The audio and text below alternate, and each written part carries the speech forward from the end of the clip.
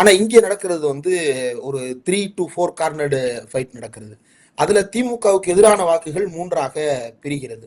அப்படி 3ஆக பிரியும் பொழுது ரொம்ப பிரதானமாக 2 பேருக்கு பிரியுது அப்படின்னு பார்த்தோம்னா அது வந்து அதிமுகவிற்கும் தாவேக்காவிற்கும் பிரியுது அப்படின்னு கருத்து கணிப்புகளின் அடிப்படையில் எடுத்துக்கிட்டா கூட திமுகவிற்கு 40%, மீதி இருக்கக்கூடிய எதிராக இருக்கக்கூடிய 40% தான் வந்து 2ஆ பிரியுது.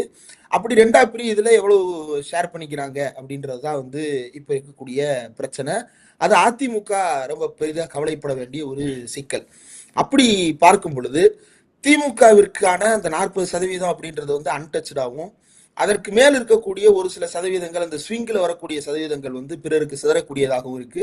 அப்படி பார்க்கும்போது திமுகவிற்கு ரொம்ப கம்ஃபர்டபுளா அவங்களுக்கான 160க்கு மேற்பட்ட இடங்களை ஜெயிப்பதற்கான வாய்ப்புகள் ரொம்ப அதிகமாகவே தான் இருக்கு. மீதி இருக்கக்கூடியவங்களுக்கு ஓட்டு கிடைக்கலாமே தவிர சீட்டு அந்த அளவுக்கு கிடைக்குமா அப்படின்னா கிடைக்காது. அதுதான் யதார்த்தம்.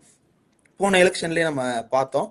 போன எலெக்ஷன்ல 2021 சட்டப்பேரவை தேர்தலே நீங்க பார்த்தபோது அதுல திமுகவிற்கு கிடைத்த இடங்கள் அதிமுகவிற்கு கிடைத்த இடங்கள் அப்படின்னு எடுத்துக்கிட்டீங்க அப்படின்னா அந்த அதிமுகவிற்கு கிடைத்த இடங்கள்ல தான் இந்த முறை வந்து போட்டி நடக்கிறது.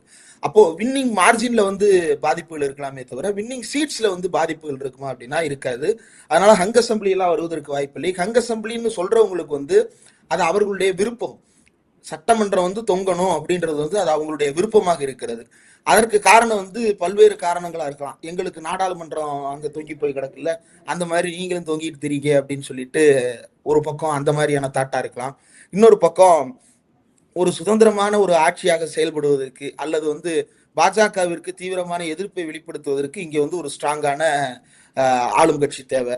அப்ப அப்படியான விஷயங்கள்லாம் இங்க தேவையில்லை. இங்க ஹங்குல இருந்தாங்கன்னா நம்ம இஷ்டத்துக்கு ஆடலாம் அல்லது நம்ம இஷ்டத்துக்கு பார்கெயின் பண்ணலாம் அப்படின்னு இருக்கக்கூடிய ஒரு சிலர் வந்து இது ஹங்கா மாறணும் அப்படின்னு நினைக்கலாம். மற்றபடி சாதாரண சாமானியர்கள் அத்தனை பேரும் ஒரு நீடித்த ஒரு நிலையான ஒரு ஆட்சியை எதிர்பார்த்துதான் வாக்களித்திருக்கிறார்கள்.